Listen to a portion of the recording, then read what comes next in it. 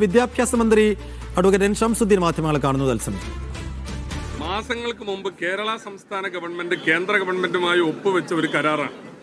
അപ്പം ഞങ്ങളുടെ രാഷ്ട്രീയമുണ്ട്, തർക്കമൊന്നുമില്ല.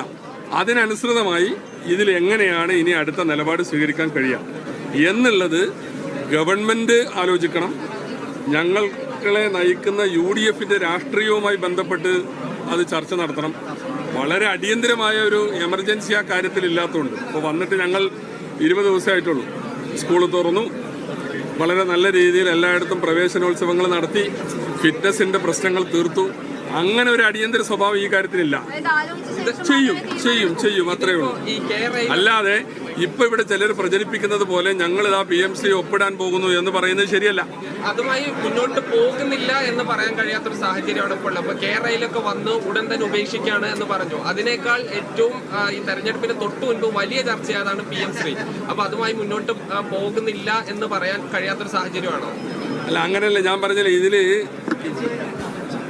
റെയിലിന്റെ കാര്യത്തിൽ എന്താ, റെയിലിന്റെ കാര്യത്തിൽ കേന്ദ്രമായിട്ട് കരാർ ഒപ്പിട്ടില്ല. കേന്ദ്രം അനുവദിക്കാത്ത പ്രശ്നമായിരുന്നു. ഇവിടെ അതല്ല. ഇവിടെ ഒരു എഗ്രിമെന്റ് ഒപ്പുവെച്ചു, അതൊരു ഫാക്റ്റാണ്. അതിനനുസരിച്ച് പണവും വാങ്ങി. പണത്തിന് നിബന്ധന വെക്കുന്നതിനോട് ഞങ്ങൾക്ക് യോജിപ്പില്ല. കാരണം നമ്മുടെ രാജ്യം ഒരു ഫെഡറൽ സംവിധാനമാണ്. വിദ്യാഭ്യാസം കൺകറന്റ് ലിസ്റ്റിലുള്ളതാണ്. സ്റ്റേറ്റ് കൈകാര്യം ചെയ്യുന്ന ഈ സംഗതിക്ക് കേന്ദ്രം നിബന്ധന വെക്കുന്നത് ശരിയല്ല. അത് സ്റ്റേറ്റിന്റെ സ്വാതന്ത്ര്യത്തിന്മേലുള്ള കടന്നുകയറ്റമാണ്. അതിലൊന്നും ഞങ്ങൾക്ക് അണുവിട വ്യതിചലനമില്ല. പക്ഷെ ഞാൻ പറഞ്ഞതൊരു സാങ്കേതിക പ്രശ്നം മാത്രമാണ്. കഴിഞ്ഞ ഗവൺമെന്റ് ഒപ്പിട്ട സാഹചര്യത്തിൽ ഇനി അതിൽ നിന്നുള്ള മാറ്റത്തെ സംബന്ധിച്ച് എന്ത് വേണമെന്നുള്ളത് ഗവൺമെന്റ് തീരുമാനിക്കണം. ഗവൺമെന്റ് തീരുമാനിക്കണമെങ്കിൽ UDF ചർച്ച ചെയ്യണം. മാറ്റമില്ലാതെ പോവുകയാണ് കേന്ദ്രം എന്നാണെങ്കിൽ പിന്നെ എന്ത് ചെയ്യുമെന്നുള്ളതാണ്. അതൊക്കെ ഒരു ഹൈപ്പോത്തിക്കേഷൻ ചോദ്യമാണ്. ഞാൻ പറഞ്ഞില്ലേ, ഇത് വിദ്യാഭ്യാസ മന്ത്രി എന്ന നിലയ്ക്ക് ഞാൻ മാത്രം എടുക്കേണ്ട തീരുമാനമല്ല.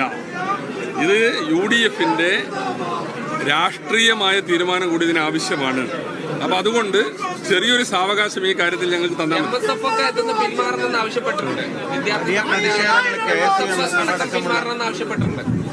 ഞങ്ങളെ എവിടെയെങ്കിലും പോയിട്ട് പിന്മാറാതിരിക്കാൻ ഞങ്ങളൊരു പുതിയ കരാറിൽ ഏർപ്പെട്ടിട്ടില്ല. ഇവിടെ കഴിഞ്ഞ ഗവൺമെന്റ് ഉണ്ടാക്കിയ പ്രശ്നങ്ങളാണുള്ളത്. അതെങ്ങനെ അവർക്ക് തള്ളിപ്പറയാൻ സാധിക്കുക? PM3 ഒപ്പിട്ടതിനെ ന്യായീകരിച്ചുകൊണ്ട്, പഴയ കാലമല്ലല്ലോ, PM3 ഒപ്പിട്ടതിനെ ന്യായീകരിച്ചുകൊണ്ട് അന്നത്തെ വിദ്യാഭ്യാസ മന്ത്രിയും അന്ന് ഭരണത്തിന് നേതൃത്വം കൊടുത്തവരും അപ്പുറത്ത് നിൽക്കുന്ന പാർട്ടികളും അവരുടെ പോഷക ഘടകങ്ങളൊക്കെ ന്യായീകരിച്ച് സംസാരിച്ച ക്ലിപ്പുകളും ഇന്ന് നമുക്ക് കാണാൻ സാധിക്കും.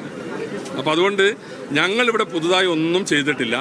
ഈ ഇടതുപക്ഷം ഉണ്ടാക്കി വെച്ച ഈ വിഷയം എങ്ങനെ പരിഹരിക്കും എന്നതാണ് ഇനി വരാൻ പോകുന്നത്. അത് ഞങ്ങൾ നല്ല രീതിയിൽ പരിഹരിക്കും. ഞങ്ങളുടെ രാഷ്ട്രീയം അതിൽ കോംപ്രമൈസ് ചെയ്യുന്ന പ്രശ്നവുമില്ല.